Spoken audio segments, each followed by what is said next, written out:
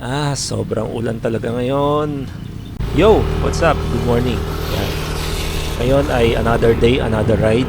Kasalukuyang nandito ako sa Nuvali, Santa Rosa at paakyat ako ng Tagaytay ngayon. Pupunta nga pala ako ng Batangas, so may dadaanan muna ako dito sa Tagaytay kasi dito na rin naman ako dadaan. Dadaanan ko lang yung sumikat dati na Gallego Pares doon sa may Sungay Road. Yan, sa ngayon paliko na ako dito sa papuntang Tagaytay Road, Santa Rosa Tagaytay Road. Ayan, at sobrang lakas ng ulan, makapagkapote muna. Hanap muna tayo ng matatabihan. Doon na lang muna sa bandang unahan, doon sa may shoulder blade. Kasi dito wala delikado dito. Dito na lang pala ako magpalit. Ayan, tama-tama, may puno. Ayan, dito na lang sa tabi. At least dito may space na konti.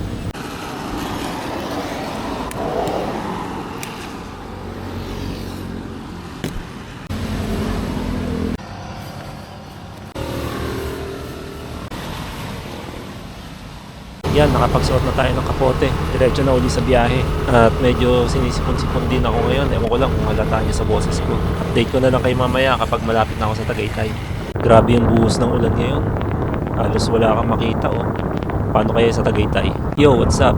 Yan, malapit na ako sa may Tagaytay. Yung mismong road ng Tagaytay. Tapos kakaliwa tayo kasi ang destinasyon natin ay papunta sa Sungay. Nandun nakapwesto yung Gallego Pares.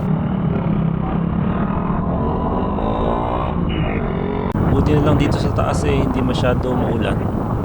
Parang katitigil lang naman ng ulan, tapos medyo visible na rin ang daan. Yan, tapos kakanan tayo dito paglagpas ng Angel's Burger. Meron yan dito, yan. Ito, papunta to sa Sungay. Kung bababa nga pala kayo ng Sungay ng ganitong maulan, mag-iingat kayo dito kasi medyo madulas dito. Makikita nyo yung klase ng espalto. Yan mukha siyang madulas. Yan, medyo malapit na tayo sa Gallego Pares. Dito yung sa kanan Ayun. Ang tanong kung bukas kaya sila na ganitong nag-uulan.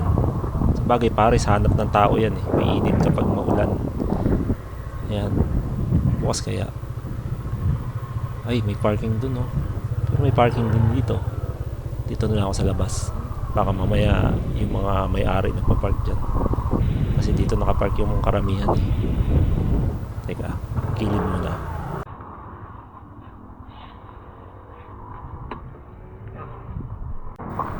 Yun, tara. Tingnan natin kung bukas nga ang Gallego Pares. Tingnan yung outfit ko. Full butter gear ng kapote suit. Haha. Tingnan natin. Parang walang tao. Let's see.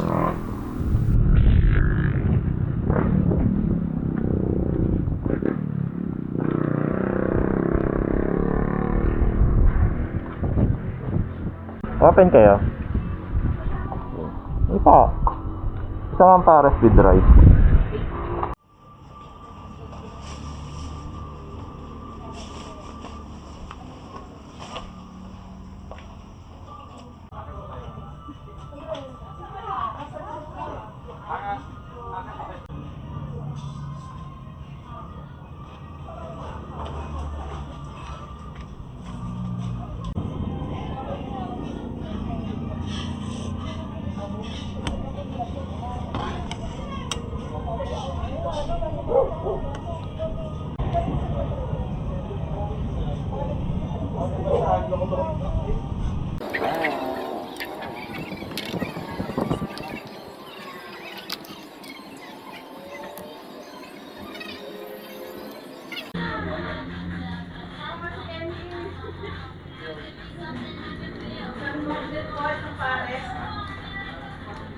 Yan na makikita niyong view dito habang kumakain kayo.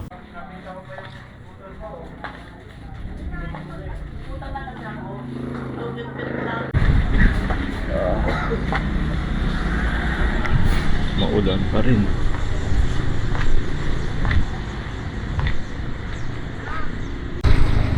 Yo, what's up? Tapos na ako mag-almusal. So, nakakain na ako dito sa Gallego Pares. Yung lasa ng Pares nila, okay lang naman. Hindi naman wala namang kakaiba.